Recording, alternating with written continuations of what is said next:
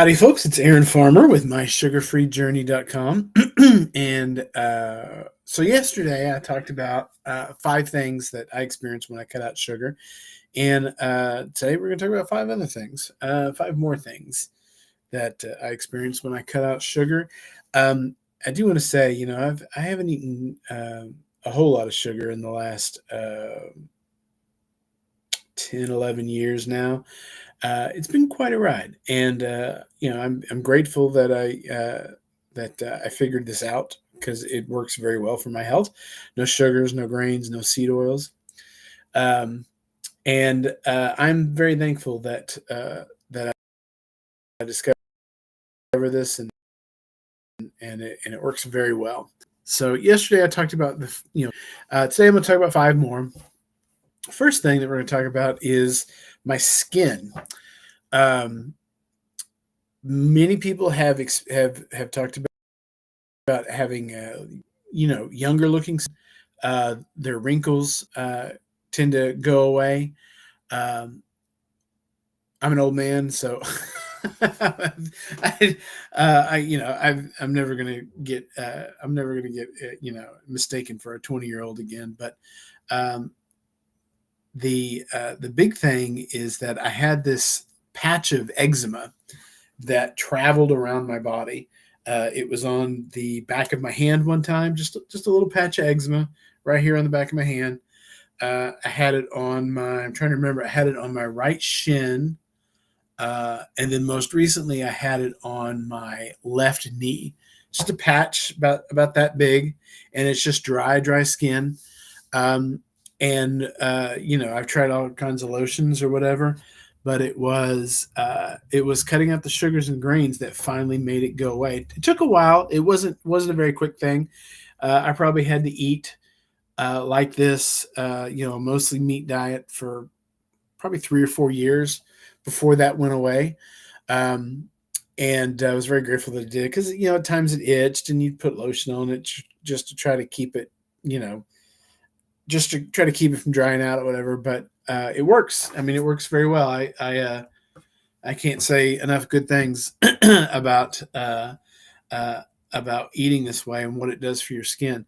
And again, many people they will talk about it having kind of a youthful glow to their skin, less wrinkles, less inflammations, less breakouts. And actually, if you get a teenager when they've got really really bad acne, um, if you get them on a low carb diet, a lot of times that will take care of the acne, because what that acne is kind of a downstream symptom of inflammation in your skin. And you've got inflammation, so the pores are closing up tighter, they get clogged. And a lot of times, if you've got a teenager with really bad acne, if you will get them on a low carb diet, a mostly meat diet, you will see a lot of times that acne cleared up. Now, I would never say it's going to be 100%. Um, Definitely not. Definitely, I wouldn't say that. It's never 100% one way or the other. But if you've got a teenager struggling with that, get them on a low carb diet for a little while. See if it works. I didn't have terrible acne when I was a teenager, but I had a few zits and whatnot. I wish that I would have. I wish I would have known about a low carb diet back then. I'd have been probably a lot thinner now, and probably would not have had a lot of the struggles with asthma and other things that I've had. Number 7, a stronger immune system, fewer sick days. I can actually tell you every single sick day that I've had since starting a low carb diet. In, I want to say 2017 or 18, I missed 2 days of work because I got the flu. And so this is in the last 11 years. 2016 or 17, I got the flu for 2 days. Slept for 2 days, I was fine. And then in early 21, I got COVID. And that was about a day.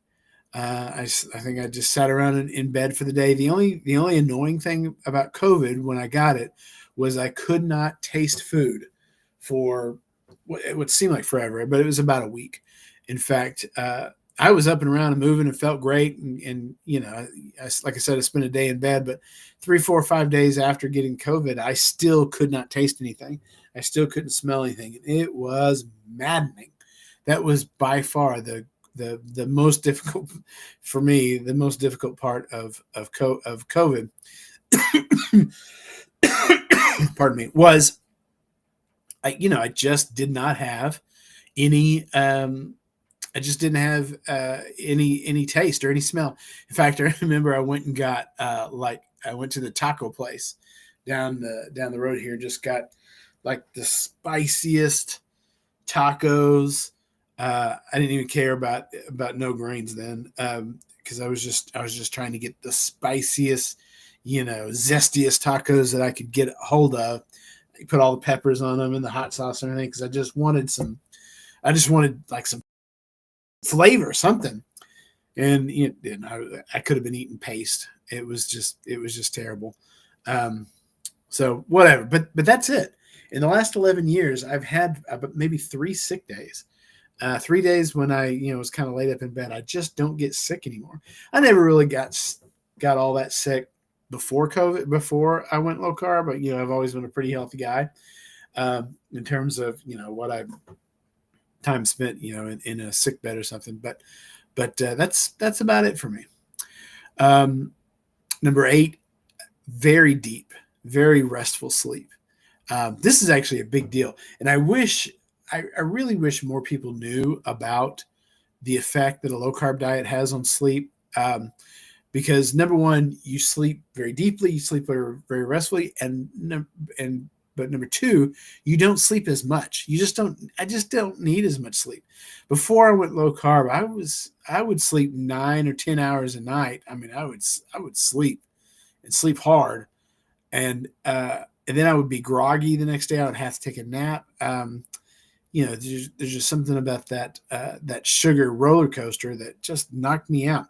But ever since I went low carb, I don't need as much sleep. I'm very rarely groggy. I feel good most of the time, and it's good. I really like the way that I feel. Um, so if you struggle with sleep, try low carb. Try getting off that sugar roller coaster. See if it helps. Number 9, better gut health, better digestion. Sugar feeds the kind of the bad bugs in your microbiome. It screws with your microbiome. It causes the bad things to reproduce faster. But if you're eating a high fat diet, the good bacteria seem to be able to multiply faster. You seem to be able to, just be able to have better gut health. And I'll be honest with you, when you're on a low carb diet, you don't fart. You just don't. I mean, it's a pretty rare thing. In fact, my wife knows if I ever cheat and, if I ever, eat something that I shouldn't, because I'll actually, pass gas. And when you're low carb, you just don't do that. And, your results may vary. There may be other people out there that can eat low carb and still pass gas, but I just don't. And if you do fart, it's very, very small. It's very tiny. It doesn't smell.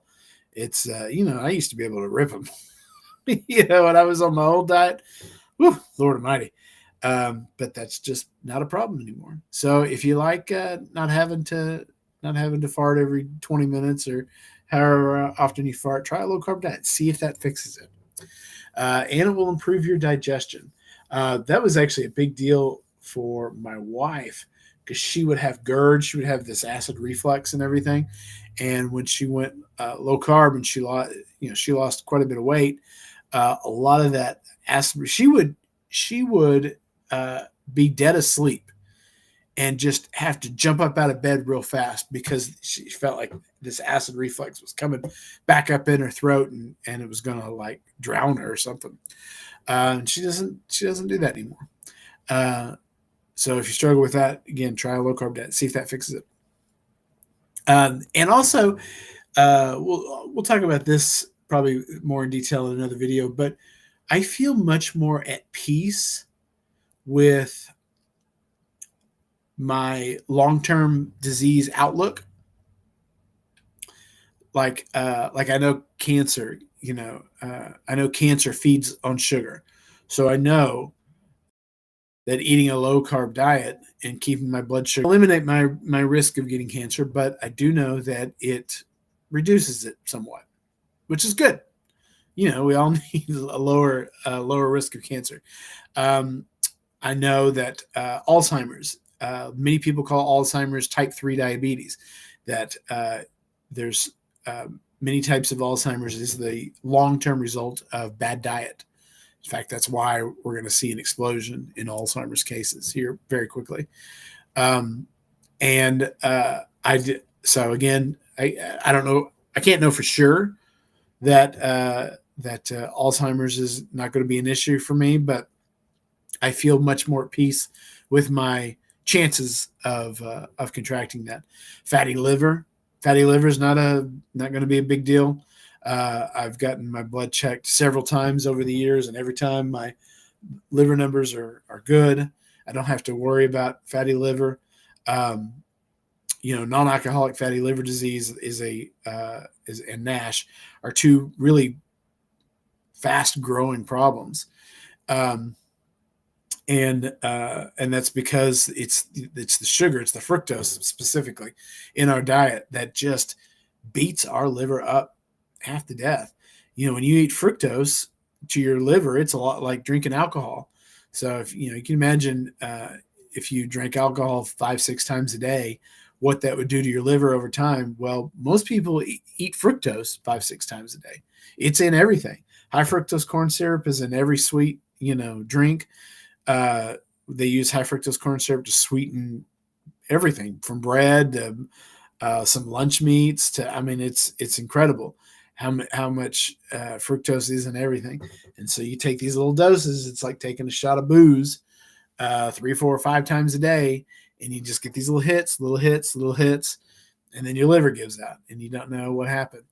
Of course, type 2 diabetes. My wife had type 2 diabetes. I had I want to say syndrome X, but that's not it. It's metabolic syndrome. I had metabolic syndrome. My wife had type 2 diabetes. Both those things are gone for us. We don't have to worry about it. My blood lipid numbers are now great. They're exactly what I want them to be. My HDL is high. My LDL is low. My triglycerides are in the floor. My triglycerides I forget what it was last time, but they were incredibly low. My blood sugar is stable. My A1C is, I think it was like 4.7 last time, or 4.6. I forget which, but it was mid fours. So that takes me out of the risk category of a lot of different issues, and I'm happy for it. And I feel good about my